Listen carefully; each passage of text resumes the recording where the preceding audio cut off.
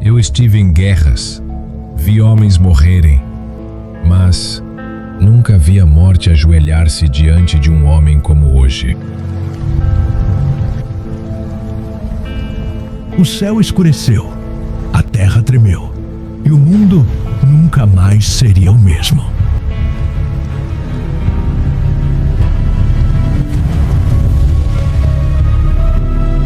Em uma colina esquecida por reis, mas lembrada por céus e infernos, um homem pendia entre o céu e a terra.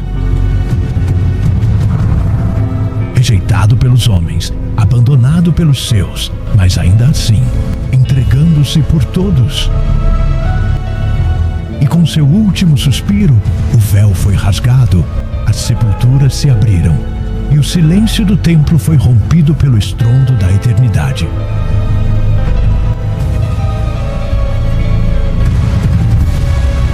Mas o que aconteceu depois? O que se seguiu à morte daquele que dividiu a história em antes e depois?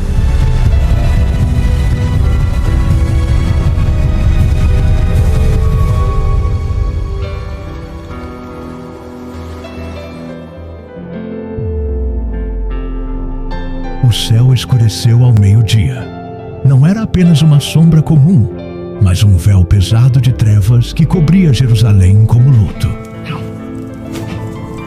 O ar se tornava mais denso, como se o próprio mundo prendesse a respiração. Um trovão ecoou mesmo sem relâmpago.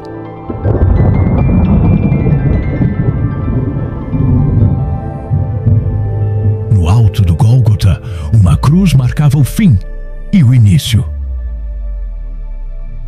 Jesus, com o corpo dilacerado, sangrava lentamente. Seus olhos, embora enfraquecidos, ainda carregavam uma luz que cortava a escuridão. Ao seu redor, os soldados romanos murmuravam entre si, inquietos. O centurião, experiente e frio, sentia o arrepio percorrer-lhe a espinha. Este homem não é como os outros. As mulheres ao pé da cruz choravam baixinho. João, o discípulo amado, mantinha-se próximo, tentando ser forte.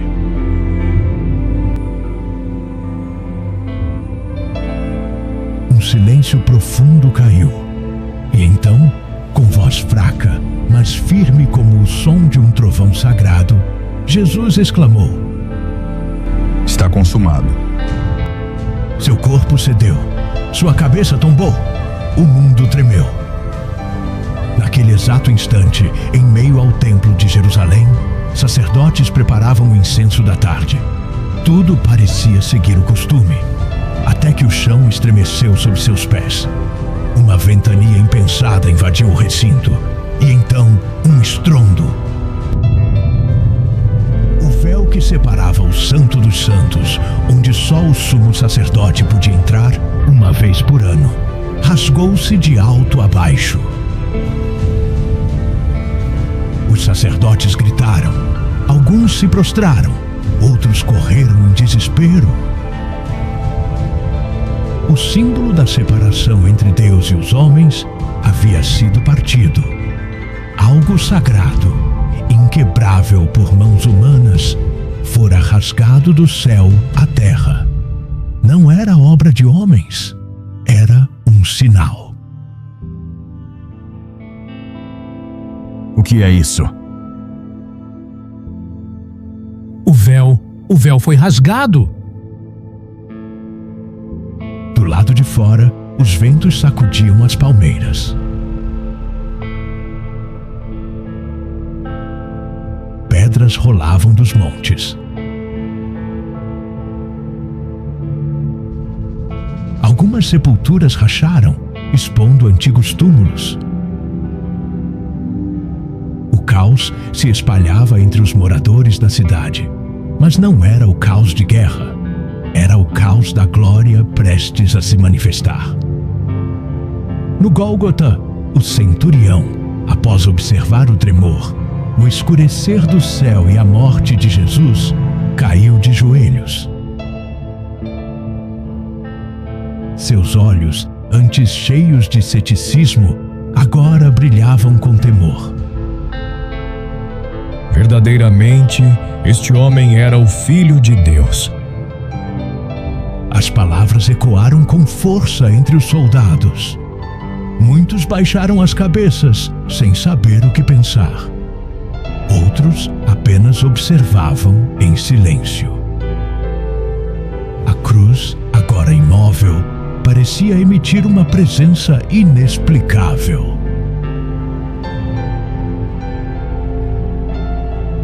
Mas os sinais não cessaram ali. Fendas abriram-se no solo. As sepulturas ao redor da cidade começaram a ceder. Túmulos antigos, esquecidos pelo tempo, foram quebrados como vasos frágeis. Lápides se partiram. Ossos antes secos agora se alinhavam. Carne sobre carne. Aqueles que haviam morrido na fé estavam voltando à vida. Na encosta oriental, uma criança apontou. Mamãe, tem alguém saindo do chão! Silhuetas surgiam entre as oliveiras. Eram figuras humanas, vestes empoeiradas, olhos cheios de luz. Eles caminhavam silenciosos, com passos firmes em direção à Cidade Santa. Eram os santos ressuscitados, não como fantasmas, mas como testemunhas, como prenúncio daquilo que estava por vir. As portas de Jerusalém se abriram sozinhas com o tremor. Alguns guardas fugiram. Outros caíram de joelhos, reconhecendo que algo celestial invadia o mundo mortal. O que é isso que está acontecendo? Nos campos, os pastores largaram os cajados. Nas casas, velas foram apagadas sem vento. Em cima dos telhados, homens observavam o céu escuro com temor. O mundo, naquele momento, não era o mesmo. Em um vale próximo, uma manada de cabras corria em círculos, enlouquecida. Pássaros que haviam voado para os céus agora pairavam sem rumo, como se desorientados. Havia um silêncio estranho entre os sons da natureza, o silêncio do reconhecimento. Era como se toda a criação gritasse sem palavras: o Cordeiro foi imolado.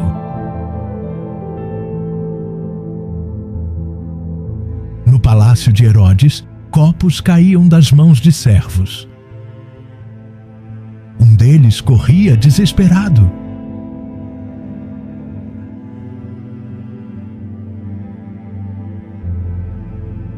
A cidade está em trevas!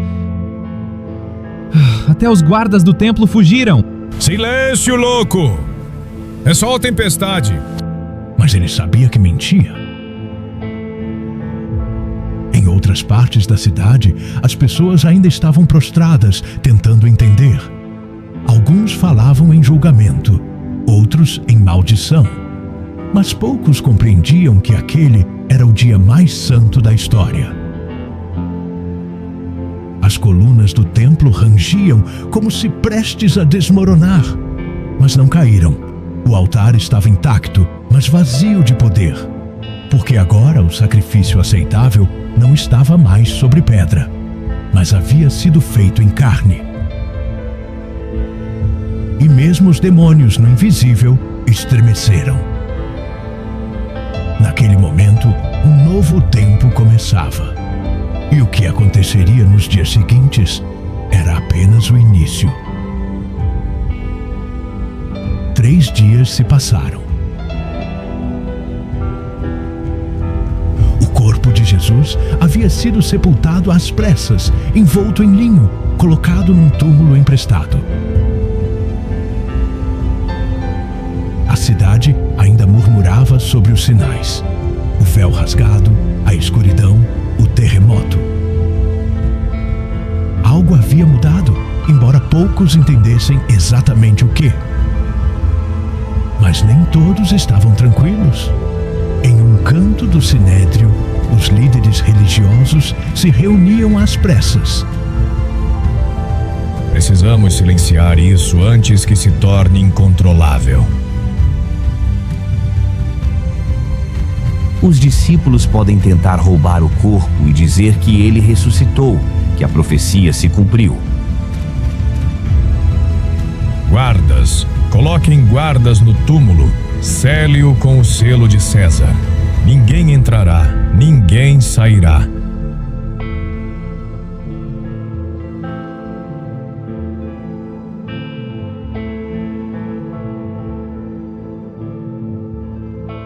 Naquele mesmo momento, em outra parte da cidade, Maria, mãe de Jesus, olhava o céu da janela. As nuvens haviam se dissipado, mas em seu coração ainda havia um pressentimento. Algo viria, algo grande, algo santo. Enquanto isso, os discípulos permaneciam escondidos. O medo ainda os dominava. Sem o Mestre, a missão parecia ter chegado ao fim. Ele se foi. Mas e se ele voltar? Pedro balançou a cabeça em silêncio. Na calada da noite, a cidade tentava voltar ao normal. Mas os ecos da cruz ainda vibravam nas pedras. E então, no terceiro dia, enquanto o sol ainda despontava no horizonte, uma nova história estava prestes a surgir.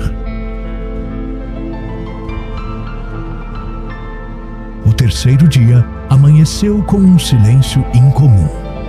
As pedras das ruas ainda guardavam o som do tremor que abalara Jerusalém.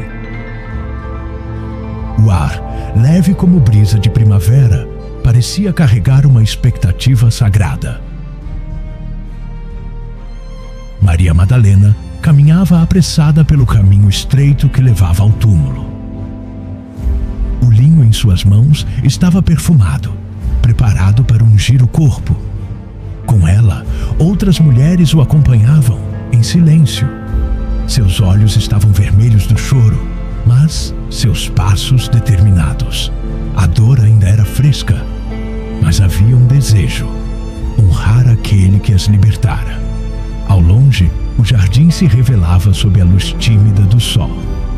Quando chegaram diante da rocha que selava a entrada do túmulo, um calafrio percorreu seus corpos. A pedra estava removida. Quem mexeu na pedra? Os guardas. Onde estão os guardas?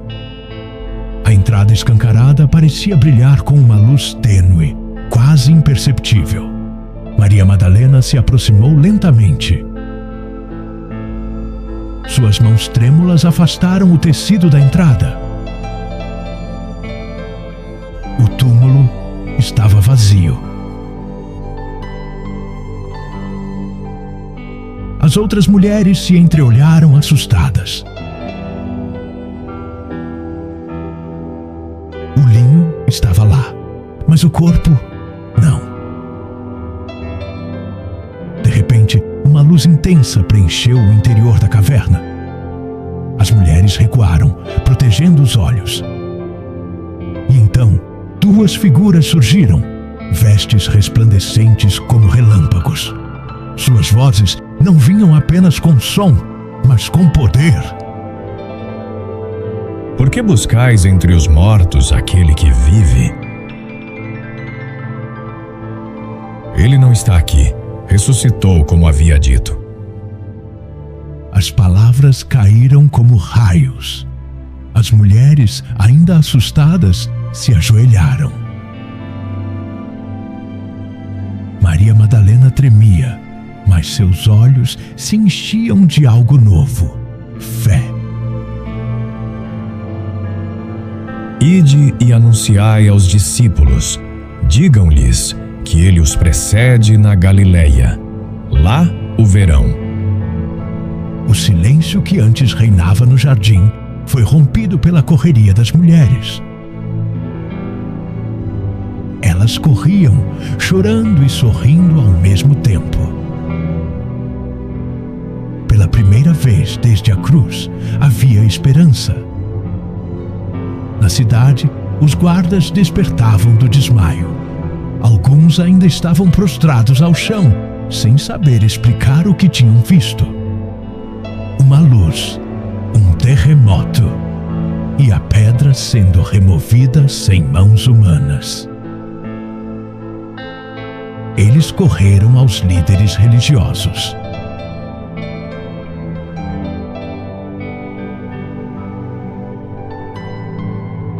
O corpo sumiu!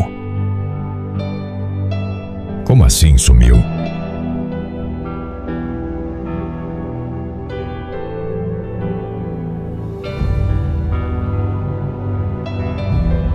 Uma luz, um ser.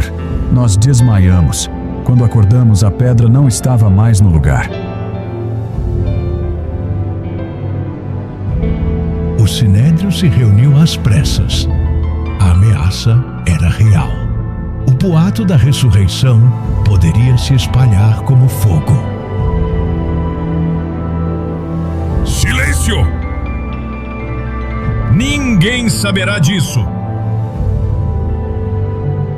Vocês digam que os discípulos vieram de noite e roubaram o corpo enquanto dormiam.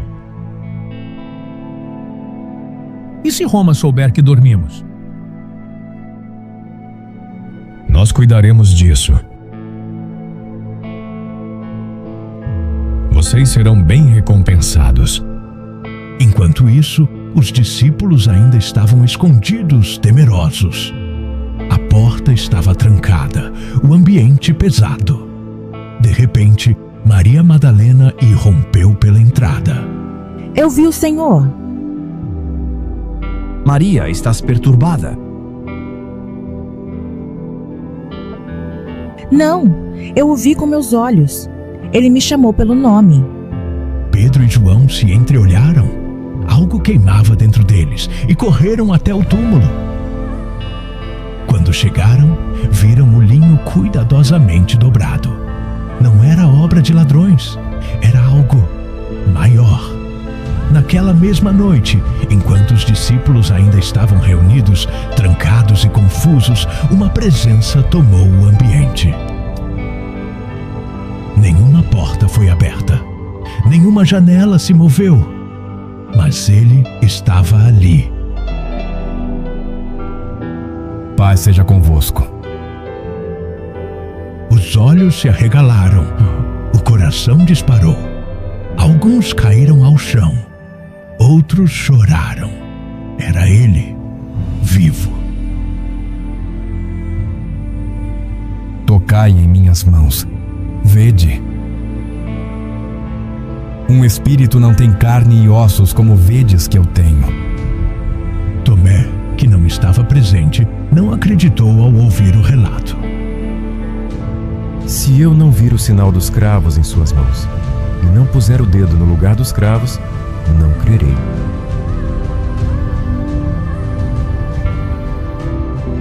Oito dias depois, estavam todos reunidos novamente. E Jesus apareceu entre eles como antes. Tomé, põe aqui o teu dedo, vê as minhas mãos. Não sejas incrédulo, mas crente. Tomé caiu de joelhos com lágrimas. Senhor meu e Deus meu. Jesus o encarou com compaixão. Porque me viste, creste. Bem-aventurados os que não viram e creram. O impacto da ressurreição crescia. Os discípulos começavam a entender que o plano era maior que a cruz, que a morte não foi o fim, mas a chave. Mas o mundo fora da pequena comunidade ainda não compreendia. Em Jerusalém, os boatos cresciam. Alguns zombavam, outros duvidavam, mas alguns começavam a crer. E nas colinas da Galileia, enquanto os discípulos subiam para um encontro prometido, um novo momento estava prestes a acontecer. Algo viria do alto, algo que mudaria tudo. A Galileia, com suas colinas suaves e campos dourados, parecia respirar em paz. Mas entre os discípulos havia expectativa. Cada passo em direção ao monte, marcado pelas palavras do Mestre, era carregado de memórias, perguntas e esperança. Ele havia prometido encontrá-los ali, e eles foram. Quando chegaram, o vento era leve e o céu limpo. Não demorou muito para que ele aparecesse. Jesus, vivo, glorificado, com o mesmo olhar que havia tocado pescadores, pecadores e reis. Eles caíram de joelhos, alguns ainda maravilhados, outros em lágrimas. Toda autoridade me foi dada no céu e na terra. Ide, portanto, e fazei discípulos de todas as nações, batizando-os em nome do Pai, do Filho e do Espírito Santo. Os olhos dos discípulos brilhavam.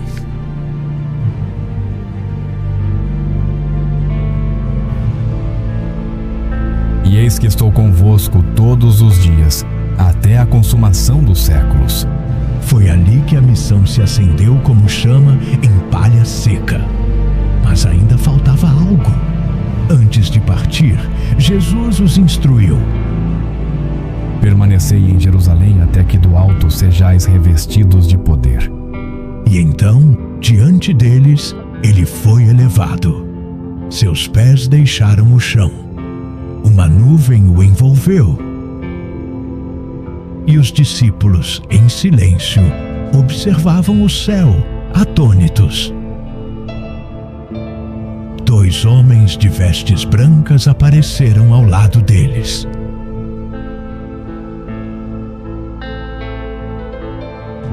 Varões galileus, por que estáis olhando para o céu?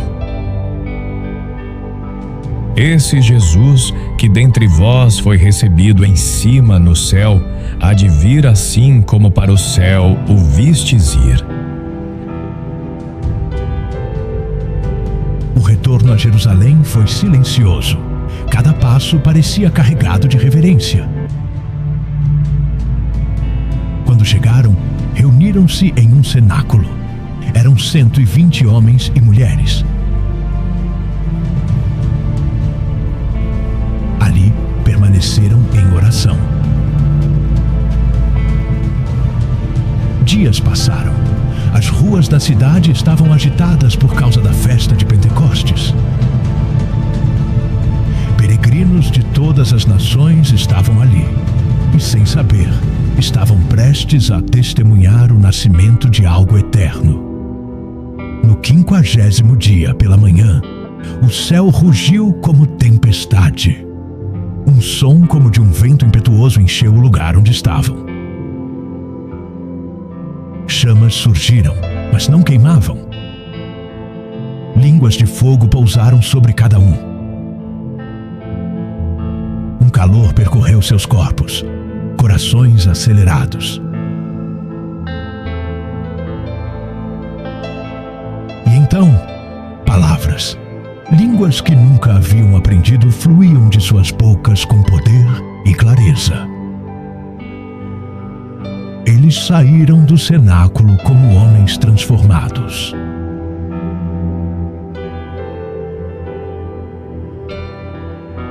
Aqueles que antes se escondiam, agora proclamavam nas ruas. As multidões se juntaram, surpresas.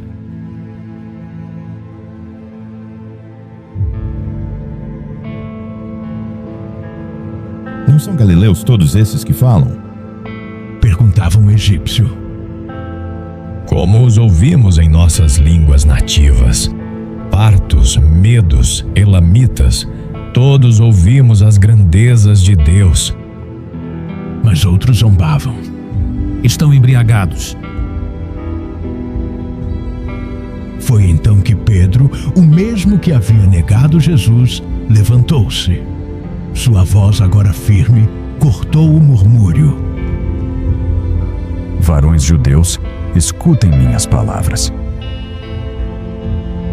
Estes não estão embriagados como pensais, pois é apenas a 3ª hora do dia.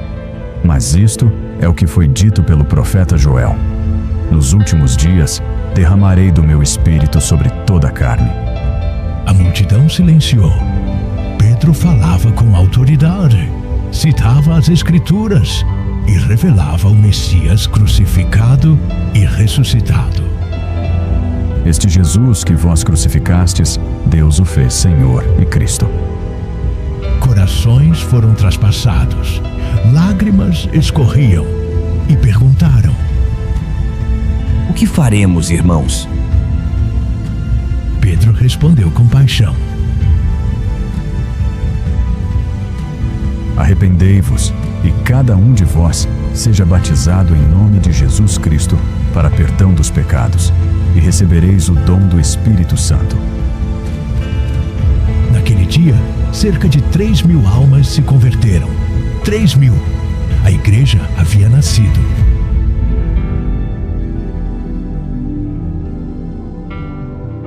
Não num palácio, mas nas ruas, nos corações quebrantados em meio ao fogo celestial.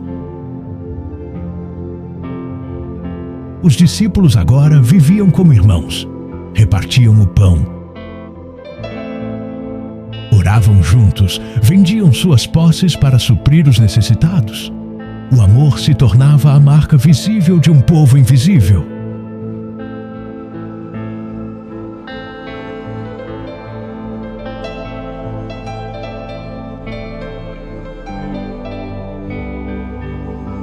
Milagres começaram a acontecer.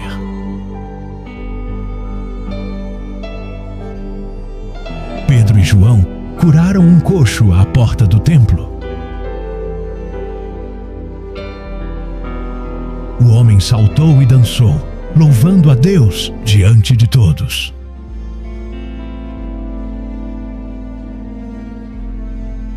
Os sacerdotes tentaram calar os apóstolos, mas a chama já havia se espalhado. Não podemos deixar de falar do que vimos e ouvimos. Mas onde há luz, as trevas se agitam. A igreja florescia, crescia em número, em poder, em fé. Mas o crescimento atraiu olhares. Olhares frios, olhares de julgamento. Entre os corredores do templo e os salões do sinédrio, sussurros se tornaram planos. Os líderes religiosos temiam perder o controle. E entre eles, um jovem fariseu se destacava. Saulo, zelo nos olhos, autoridade nas palavras e um ódio cego pelo nome de Jesus. A fé, no entanto, não se calava, não se intimidava. O Espírito Santo movia os corações.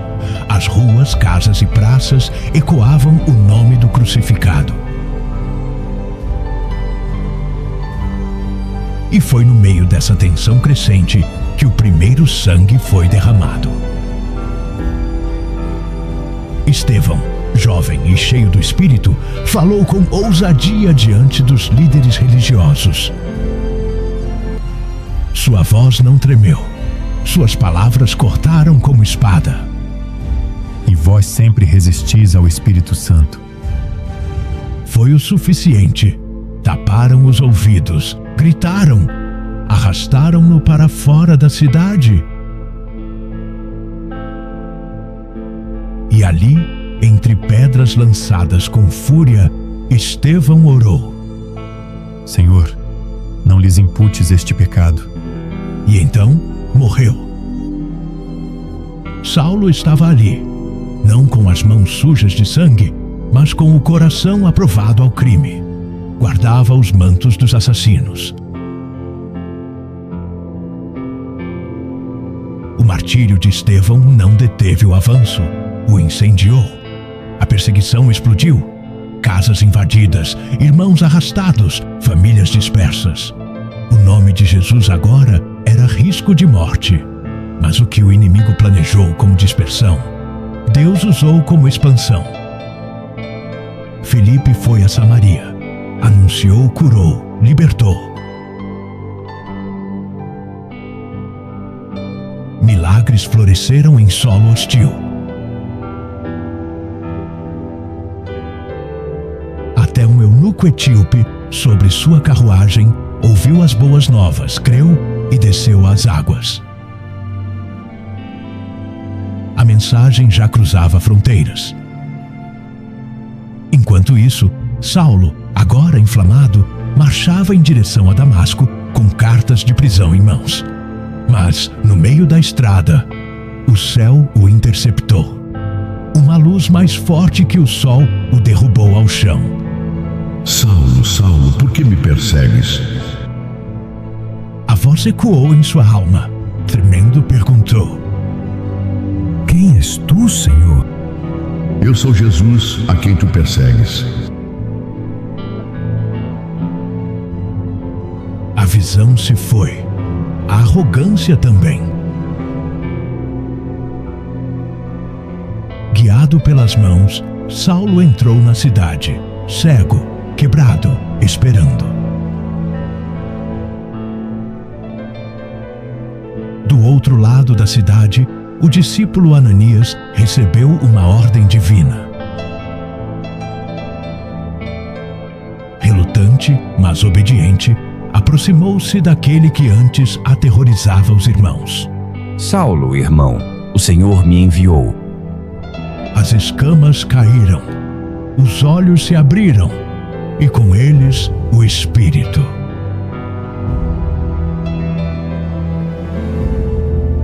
Saulo foi batizado, alimentado, transformado. Poucos dias depois, o perseguidor agora pregava nas sinagogas. Jesus é o Filho de Deus. O espanto foi geral. Os líderes confusos, o povo dividido. O nome de Saulo agora gerava mais temor nos opressores do que nos perseguidos. Mas ele não estava mais a salvo. Precisou fugir, descendo por um cesto através de uma abertura na muralha. Sua nova missão havia apenas começado.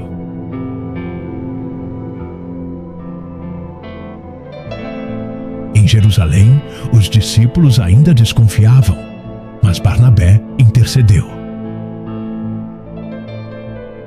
E aos poucos o homem antes temido foi acolhido como irmão. Enquanto isso, a perseguição continuava.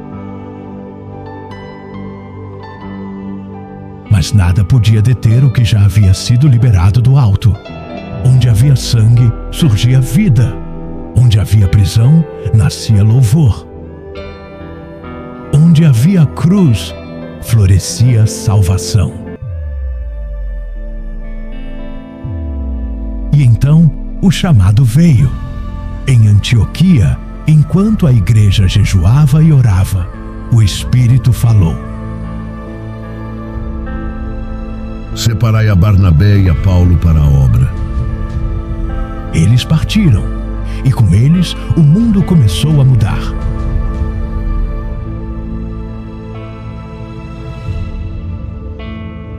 Chipre, Pisídia, Listra, Icônio. A cada cidade, milagres e oposição.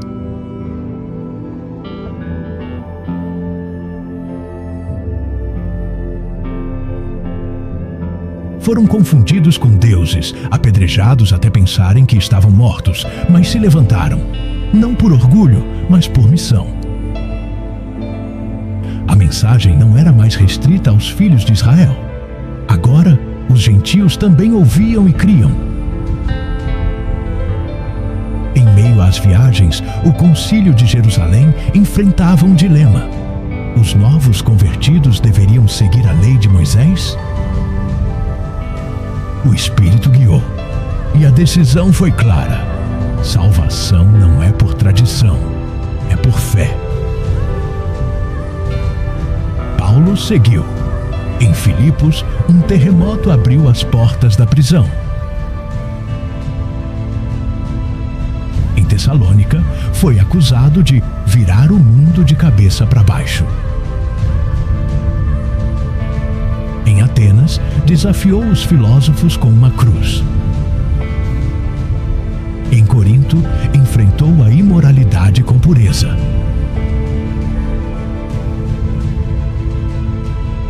Em Éfeso, confrontou os ídolos com a verdade, mas seu destino final era Roma. Ali, no coração do império, não entrou como herói, mas como prisioneiro, e mesmo algemado, escreveu luz. Suas cartas da prisão seriam lidas por séculos, suas palavras eternas. Combati o bom combate, guardei a fé. Roma tentou calá-lo, decapitou-o, mas não apagou sua voz. Ao seu lado, Pedro também selou sua fé com sangue, crucificado de cabeça para baixo. Outros seguiram, mas a fé não recuou. Ela se espalhou pelos campos, becos e palácios. Ganhou soldados, escravos, mulheres, reis. As catacumbas tornaram-se altares. O Coliseu, palco de mártires. A cruz, que era símbolo de vergonha, agora era símbolo de glória. A revolução do reino não se fez com espadas, mas com amor. Não com exércitos, mas com testemunhas. Não com reis terrenos, mas com o Rei dos Reis. E o mundo jamais foi o mesmo.